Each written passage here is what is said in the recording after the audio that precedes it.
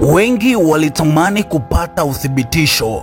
Je, ni kweli Humphrey Polepole aliyeripotiwa na familia yake kuwa ametekwa alikuwa na chip kwa ajili ya ulinzi mwilini mwake? Na je, chip hizo zinafanyaje kazi?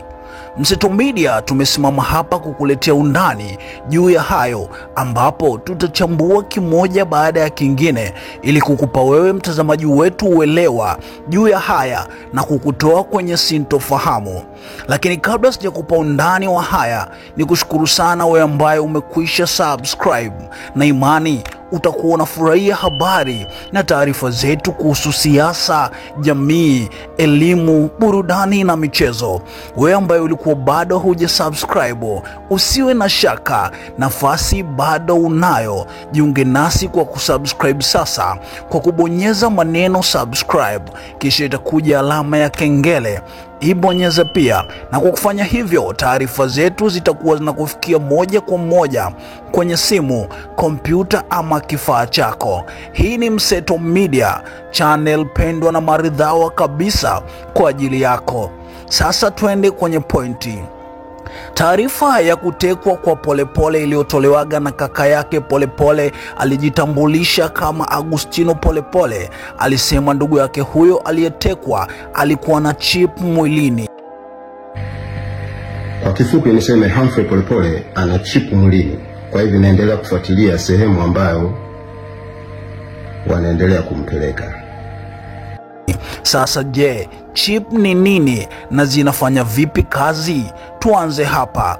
Ni kweli kutokana na ukuaji wa teknolojia duniani hivi sasa, kuna chipu zinazoweza pandikizwa mwilini kwa mtu kwa ajili ya usalama, utambuzi, malipo na hata matibabu pia. Chipu hizo zinajulikana kwa jina la human microchipping, na kitendo cha kupandikizwa kinajulikana kama implanting, ama kwa Kiswahili upandikizaji wa chipu mwilini. Duniani hivi sasa wapo watu wengi waliopandikizwa. Kuna waliopandikizwa kwa ajili ya usalama, labda viongozi wakuu, watu maarufu, watu muhimu, wazee, watoto ili wasipotee, ama walio na shida ya kiakili wanaotoka familia kubwa. Lakini kuna zile kwa ajili ya utambulisho wa sehemu maalum kama ofisini ama kwenye makampuni na vitengo maalum. Yaani ukipandikizwa, ukifika maeneo hayo, mifumo inakutambua automatiki na unapata ruhusa kama ya kufungua milango na vitu vingine. Lakini pia kuna zile kwa ajili ya matibabu, ambapo ukifika hospitali zinazotumia chip, basi vifaa vyao vinapata data zako zote za kutibiwa, hivyo wanapata urahisi wa kukutibu. Sasa sisi turudi kwa hizi chip kwa ajili ya usalama, yani security implanting human chip. Chip hizo usalama zisizo kuwa na betri ambazo ni ndogo sana, maarufu zaidi ziko za aina mbili, yani RFID, yani radio frequency ID, na NFC, near field communication. Chipu hizi ni ndogo sana, zenye ukubwa milimita 10 mpaka 12. Kwa RFID, yani zinaweza kuwa kama punje ya mchele, na FNHC huwa ni sentimita 1 mpaka 4, yani ndogo sana. Human microchip hizi huwa zinaingizwa mwilini kwa njia ya operesheni ndogo ama kwa njia ya sindano maalum, catheter. Mara nyingi hupandikizwa katikati ya kidole gumba na kidole kinachofuata, yani web space, ndani ya mkono, forearm, au sehemu ndogo ya juu ya mkono, huku nyingine zikiwekwaga nyuma ya shingo ama kwenye kwapa la chini ya mkono. Huwekwa sehemu hizi sababu ni rahisi kufikiwa kwa rida, yaani mawasiliano na kifaa cha nje, na mara nyingi zina tishu za kutosha. Hupandikizwa na mtaalamu anayepewa leseni, clinical technician au daktari maalum wa biohackers. Baada ya kupachikwa chip, mtu hufanyiwa dressing, antiseptic ama kushonwa kama chip ni zile kubwa. Chipu hizi huwa zinaundwa na vitu vitatu tu: microchip IC ambayo huhifadhi data, antena coil kwa ajili ya mawasiliano na rada, pamoja na encapsulation, yaani ganda la nje ambalo ni aina ya glasi maalum isiyodhuru mwili. Chipu hizi husajiliwa data za mtu husika, yaani kama kitambulisho, ikiwa ni majina yake, anapoishi, yeye ni nani na kadhalika, ama pamoja na taarifa zake za matibabu. Maana kwamba hata ikitokea mwili wake tu umepatikana ukiwa utambuliki, basi kupitia chipu hizi anaweza kutambulika.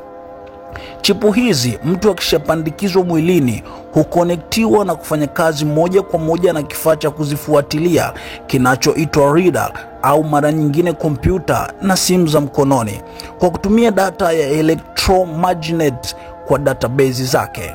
Changamoto ya chipu hizi za aina RFID ambazo hazina betri, mara nyingi haziwezi kumsoma mtu akiwa umbali mrefu, na huwa hazionyeshi direction moja kwa moja, yaani live location.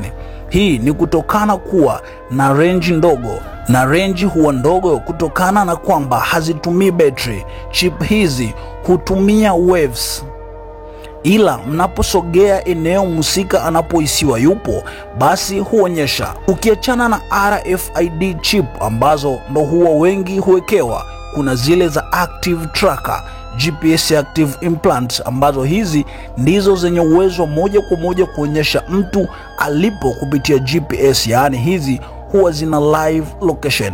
Lakini hizi hazipandikizwi sana kwa watu sababu zina changamoto. Kwanza ni kubwa kiasi, lakini pia zina betri kwa ajili ya nishati, antena kwa ajili ya uhamishi wa mawimbi, hivyo ndani ya mwili zinaofiwa kwa ajili ya joto kwa usalama wa tishu. Ukubwa, biocompatibility, zinaweza kuwa kama saa au flashi, na udhibiti wa afya kufuatia mionzi na mawimbi. Hapo bado hujawaza kuhusu kuzichaji. Hivyo upandikizaji wa chipu unaotumika zaidi kwa usalama ndani ya mwili wa binadamu ni hizi RFID ambazo zina range ndogo. Chipu hizi zimepandikizwa hivi sasa duniani kwa zaidi ya watu 60,000, ambapo kule Sweden ndio wanaongoza kwa human microchip implant. Duniani kuna kampuni maalum inayodeal na mambo haya kama kampuni ya Biohacks International katika Stockholm. Hawa wana huduma ya chip human being, lakini vile vile chipu hizi wamepandikiza watu binafsi wengi, hasa kwenye mataifa United States, German, Japan, Australia, Uingereza, Brazil na kadhalika, wengi zikiwa kwa utambuzi na ulinzi. Chip hizi kwa mtu binafsi hazina gharama ya moja kwa moja inayojulikana. Gharama za kupandikizwa microchipping kwa RFID na hizi za NFC zina sehemu nyingi: chip yenyewe, huduma ya kuipandikiza, uwekaji, programming na gharama za ziada kama ushirikiano wa system au ada ya database. Makadirio ya gharama kwa mtazamo wa kawaida ni kwamba bei ya chipu yenyewe, yani device kawaida, huwa ni kati ya $30 mpaka $200, na maanisha USD, kulingana na aina, kama ni RFID au ni NFC implants au chip zenye uwezo zaidi. Huduma ya kupandikiza, procedure, clinic, tattoo shop au mtaalamu anaweza kuchaji kati ya $30 mpaka $250 kulingana na nchi, aina mtu wa huduma na protocol ya kliniki. Kuna ripoti za matukio ya chip beer event Sweden ambapo gharama ilifika karibia $150 kwa mtu mmoja, lakini kwa gharama ya jumla ya mwanzo, yani chip implantation programming, kwa kawaida bei ya chini ni kati ya $60 mpaka $400. Tofauti kubwa hutokana na nchi, provider, yani commercial firm na biohacker independent, na kama unajumuisha activation, configure na system kama access control, gharama za ziada huongezeka. Programming, encoding ya chip kwa mfumo wa kampuni na activation, reader door integration na IT inaweza kuongeza kuwa kuanzia $100 mpaka $1,000 kwa setup ya kampuni moja kwa moja.